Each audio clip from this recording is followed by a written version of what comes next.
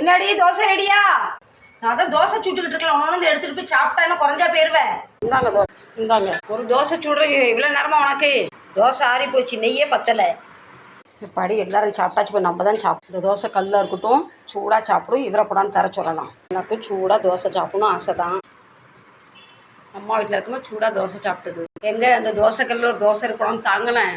அப்போ உனக்கு என்ன, நீ எடுத்துக்கணும். இப்போ தான் சாப்பிட்டா எனக்கு என்ன என்னால் முடியாது, ரொம்ப சோம்பேறியாக இருக்குது. என்னம்மா மருமகளை கொஞ்சம் அறிவு இருக்கா? ஆம்பளை பிள்ளை வேலையை வர வேணா நீ ஊற்றி சாப்பிடு இப்படி சொல்லுங்கம்மா. இதுதான் கரெக்டு. அப்போடா அப்போ தோசை எடுத்துட்டு வா, மரியாதை கெட்டு போயிடும். வாடா போடான்னு சொல்கிறா.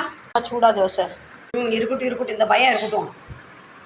நாதாம்மா அத்தை சட்னி வேணுமாம்மா? வர சட்னியும் சாப்பிடு, சட்னியும் சாப்பிடுமா. நெய் கொஞ்சம் தூக்கலாக ஊற்றிக்கோ. அன்பா சொன்னால் ஒரு பயலும் கேட்கறது இல்லை. அதிகாரம் பண்ணால் பம்பி போயிட்டான், பயவில்லை.